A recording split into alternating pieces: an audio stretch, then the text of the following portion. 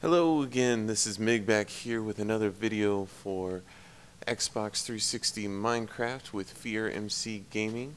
What we're going to be doing today is we're going to be learning about how Redstone interacts with blocks. So this is going to be my second version of the basics for Redstone. So let's jump into it here. The first thing I'm going to show you is how it interacts with glass or glowstone, and that for that matter it interacts the same way. As you can see here, it doesn't pass anything through at all.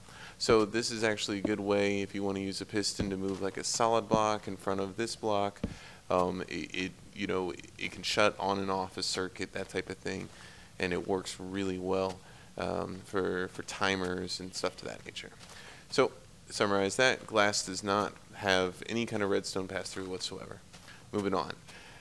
This is just, I have all these pistons around here, even one below, to show you that when you run redstone into a piston, or a block, and attach a piston to that block or anything that powers for that matter, it sets them all off. So easy way to save space, easy way to be able to make it so that you can even color code or put a piston on top of it and keep your redstone out of sight, that type of deal.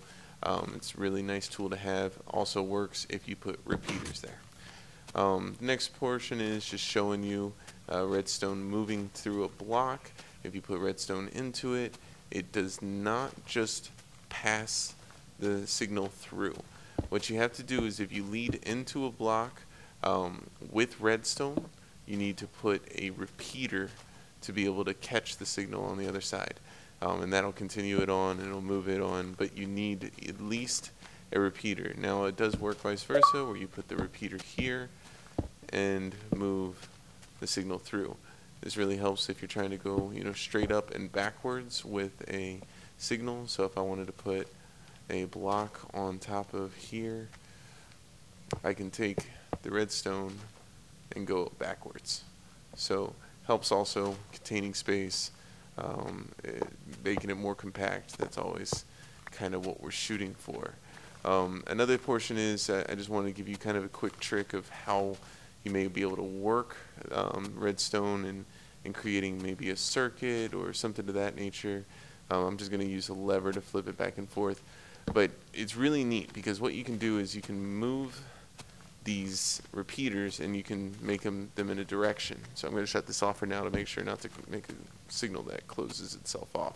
But oops, we'll put all these out to 4, and we'll just put a block here, here, and here.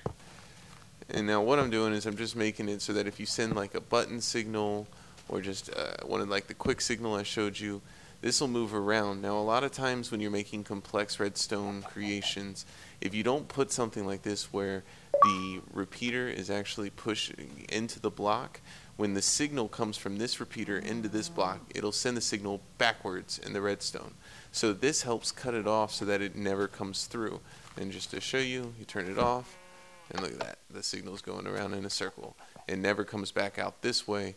So if you need to, you just leave your redstone out here and put a piston on it, and it pushes us up and down. But that's it, guys. Thank you for stopping by.